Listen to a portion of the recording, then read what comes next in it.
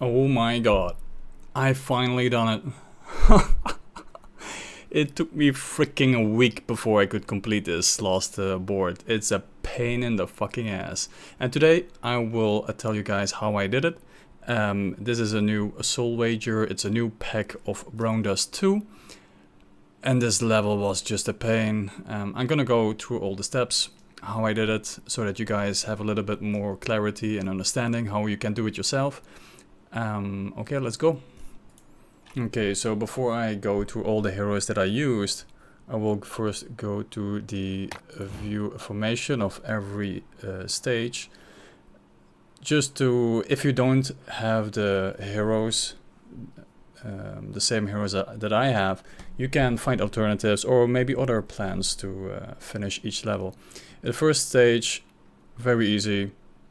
Just 1 DPS plus 1 healer should be fine. Second one, poison. If you have 1 or 2 poison, a poison weapon on a hero or 2 poison givers should be very easy.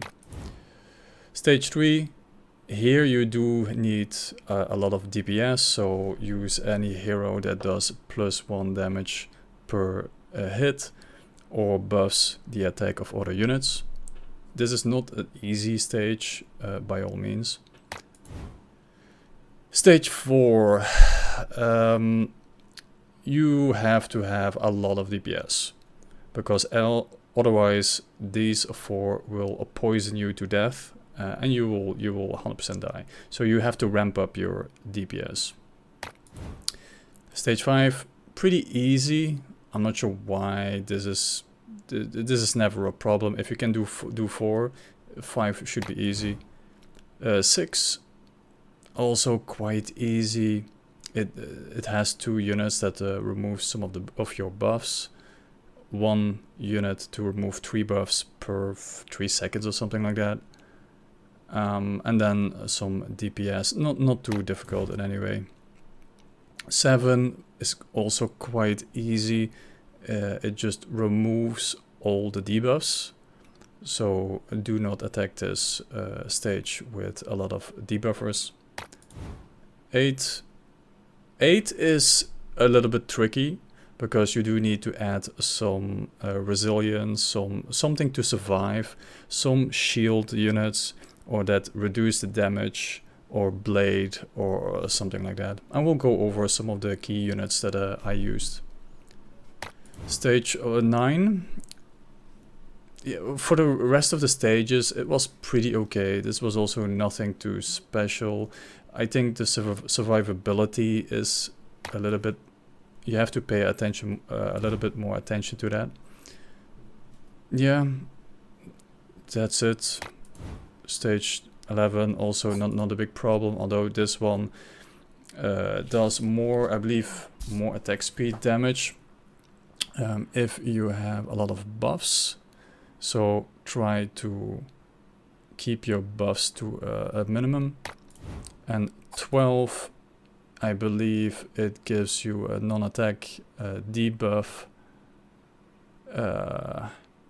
So if you have something to remove the debuffs, that would be great. 13, nothing too special. 14, a lot of, what's it called? Yeah, it cleanses a lot of the debuffs. So be aware of that, and that you survive the first couple of hits, because they do hit quite hard. And stage 15, yeah, it was if you have a very oiled setup, 15 should not be a problem anymore. It's just to be smart and wise to select some of the correct units that supplement your build at the end. Okay, now I show you guys all the heroes that I used for stage 15.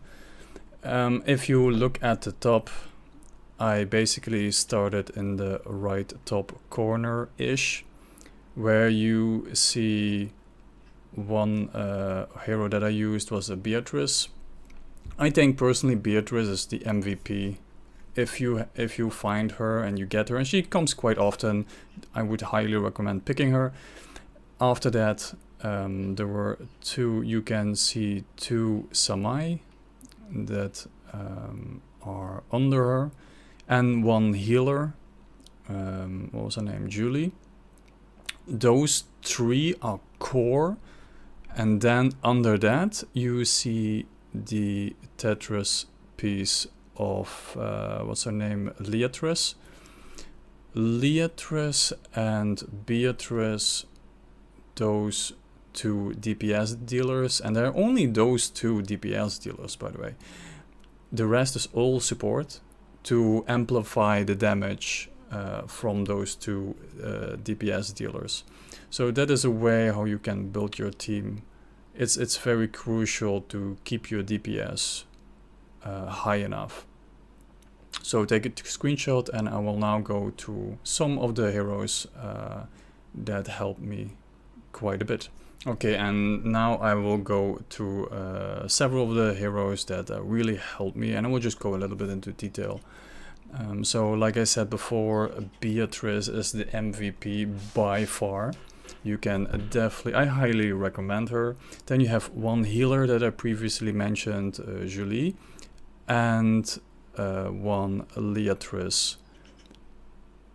Also, one I really enjoyed was using Elise for the healing and the extra stamina that you get. And then you have Samai, the one that I mentioned. One that you can also use a lot if you have the chance to get her. I didn't get her, but she's very good, is Rubia, because she improves the percentage attack of the whole team, so that can scale up quite fast. One other thing I do have to say is I did max Beatrice, Julie, and Leatrice and Samai. Not Leatrice, Samai. Beatrice, Julie, and Samai. I maxed their levels as soon as possible.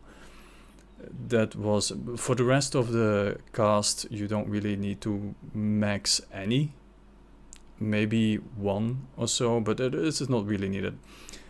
I did not level Elise. Elise, I really like that because I made a team where I can ramp up massive amount of stamina, and that was used very quickly by Beatrice.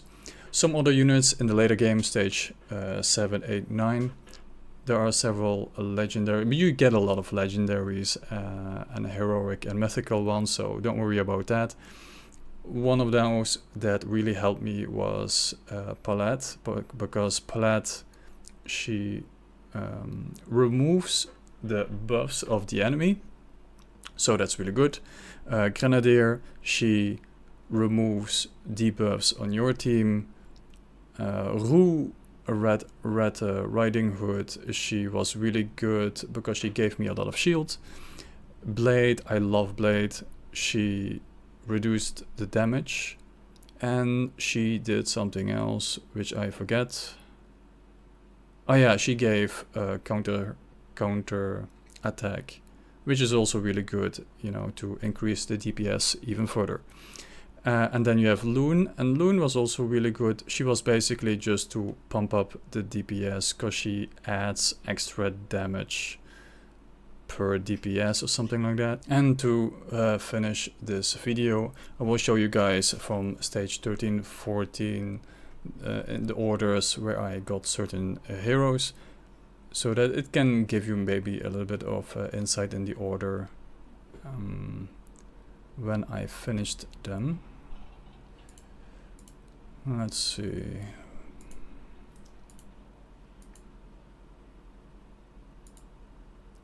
This is stage 13.